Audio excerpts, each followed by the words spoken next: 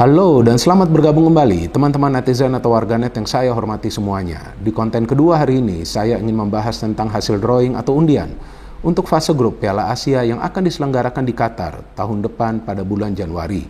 Seperti yang kita ketahui teman-teman bahwa timnas Indonesia lolos ke Piala Asia setelah berjuang di babak kualifikasi dengan mengalahkan Kuwait yang pada saat itu menjadi tuan rumah. Kemudian kalah lawan Jordania dengan skor tipis tetapi bisa membantai Nepal dengan skor 7-0.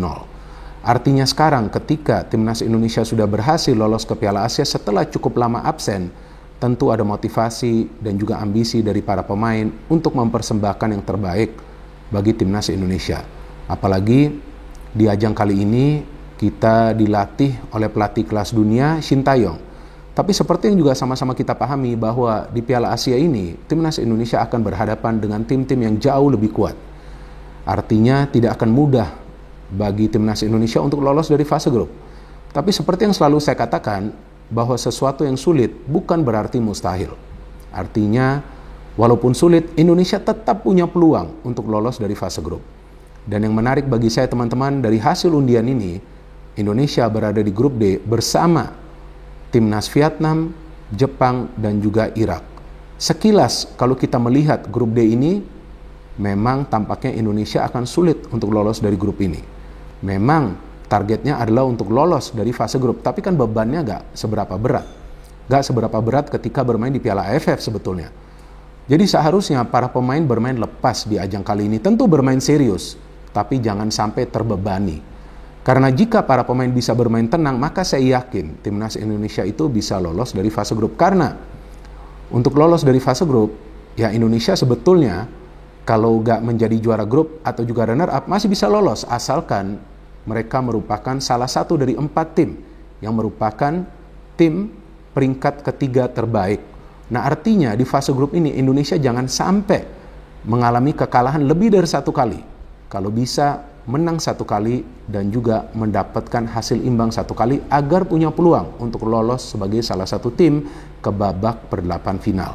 Nah, kalau dari segi kekuatan, ya tentu berhadapan dengan Jepang akan sangat amat sulit. Apalagi kita tahu bahwa timnas Jepang ini kan di Piala Dunia sebelumnya bisa lolos dari fase grup. Padahal mereka berada di grup neraka dan mereka masih dilatih oleh pelatih yang sama, yaitu Hajime Moriyasu ya. Yang kita tahu sebelumnya juga menjadi juara Piala Asia ketika dia membela timnas Jepang ya pada tahun 1992 tuh kalau nggak salah. Jadi ya ini timnas Jepang masih dilatih oleh pelatih yang sama yang bisa meningkatkan performa para pemain Jepang, apalagi banyak pemain muda yang berada di skuad Jepang yang kita tahu mayoritas dari mereka bermain di Eropa, bahkan ada beberapa di antaranya bermain di klub-klub besar. So, lawan Jepang tampaknya akan sulit bagi Indonesia. Jadi, yang paling penting lawan Jepang nanti, para pemain Indonesia jangan sampai membuat kesalahan yang tentunya akan bisa dimanfaatkan oleh para pemain Jepang dan harus benar-benar disiplin di lini pertahanan. Karena Jepang itu adalah tim yang akan bermain mengandalkan pola permainan yang menyerang. Apalagi ketika mereka bermain di Asia. Beda pada saat mereka berhadapan tim-tim asal Eropa. Jadi sangat penting bagi para pemain untuk disiplin di lini pertahanan dan juga ya mau gak mau main counter. Dan counternya itu harus cepat. Jangan sampai passing-passingnya gak akurat. Jadi dalam sebuah proses transisi itu teman-teman yang penting adalah akurasi passing dan juga pergerakan tanpa bola. Yang saya pikir para pemain Indonesia telah memperagakannya dengan baik di babak kualifikasi lalu. Dan kemudian ada juga timnas Irak. Nah ini juga nih salah satu tim unggulan nih di Piala Asia kali ini ya. Dan mereka dilatih oleh pelatih asal Spanyol, Jesus Casas, yang sebelumnya merupakan asisten pelatih dari timnas Spanyol ya. Yang kita tahu timnas Spanyol itu pada saat itu dilatih oleh Luis Enrique. Dan dia juga belum lama melatih Irak, tapi dia sudah berhasil membawa Irak menjadi juara Piala Teluk. Dan seperti yang kita ketahui bahwa Irak juga pernah menjadi juara dari Piala Asia ya, yang ketika itu diselenggarakan di Indonesia. Jadi ini juga salah satu tim unggulan. Nah, ketika lawan tim-tim asal Timur Tengah, nah para pemain harus berhati-hati ketika ada umpan-umpan silang yang masuk. Karena kita tahu postur tubuh mereka ya kekar ya, mereka biasanya bermain fisik dan kemudian ya mereka pemain-pemain yang postur tubuhnya ini tinggi. Jadi tentu mereka akan memanfaatkan banyak umpan-umpan lambung. Nah, inilah yang harus diwaspadai oleh para pemain kita. Artinya para pemain kita lawan Irak itu harus benar-benar kuat di tengah untuk bisa menghambat sirkulasi bola dari para pemain Irak ke lini depan. Jika itu bisa dilakukan oleh para pemain Indonesia, ya tentu punya harapan untuk minimal menahan imbang Irak ya.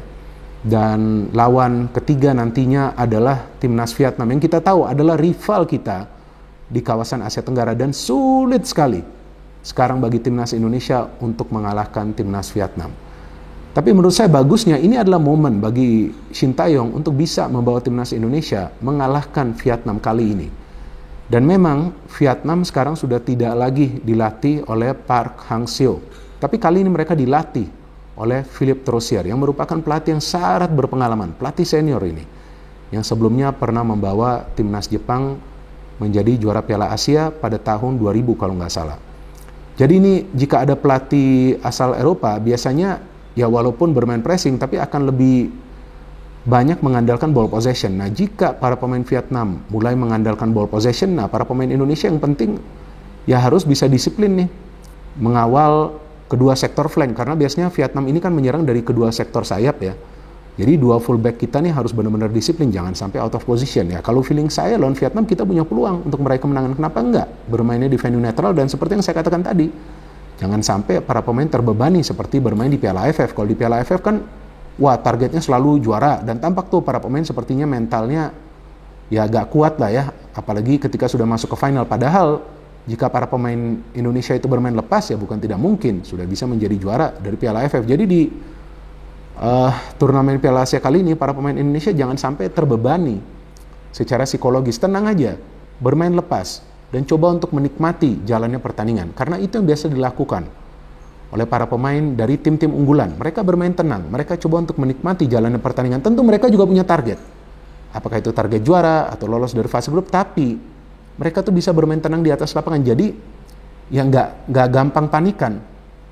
Nah itulah yang harus dilakukan oleh para pemain timnas Indonesia. Kalau mereka sedikit-sedikit panik, sudah takut duluan sebelum lawan Jepang, sudah khawatir sebelum lawan Irak, kemudian sudah khawatir sebelum lawan Vietnam, wah akan sulit untuk meraih kemenangan. Jadi kalau menurut saya faktor psikologis ini sangat penting ya bagi para pemain timnas Indonesia, agar mereka bermain dengan kepercayaan diri yang diperlukan supaya mereka bisa bermain tenang. Kalau sampai mereka panik, wah feeling saya akan sulit untuk bisa mendapatkan 1 poin pun di fase grup ini. Dan seperti yang saya jelaskan tadi, kalau bisa di 2 pertandingan meraih kemenangan atau 1 kemenangan dan 1 hasil draw agar bisa lolos sebagai salah satu dari 4 tim yang merupakan tim peringkat ketiga terbaik di grup.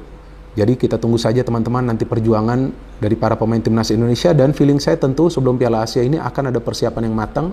Dan saya harapkan nanti di pertandingan-pertandingan FIFA Matchday ya lawannya adalah lawan yang kuat, nggak harus Argentina atau Brazil atau Prancis ya, tapi lawan yang kuat dari kawasan Asia, agar ya kita sudah bisa mulai para pemain kita sudah bisa mulai beradaptasi lah ya. Dan kalau nggak salah kan akan lawan Palestina kan, nah itu bagus tuh, itu lawan yang bagus tuh, karena Palestina kan juga akan bermain di Piala Asia ya, dan itu juga, dan pertandingan itu juga tentu akan bermanfaat bagi mereka. Jadi kita tunggu saja teman-teman nanti langkah-langkah persiapan dari timnas Indonesia supaya nanti mereka bisa siap 110% di Piala Asia nanti ya, dengan adanya Shin Tae-yong ya yang sudah punya pengalaman sebelumnya membawa timnas Korsel ke Piala Dunia. Ya tetaplah kita masih punya peluang ya untuk lolos dari fase grup, tapi itu yang saya katakan tadi, disiplin, tenang, jangan mudah panik, dan jangan takut sebelum turun bertanding.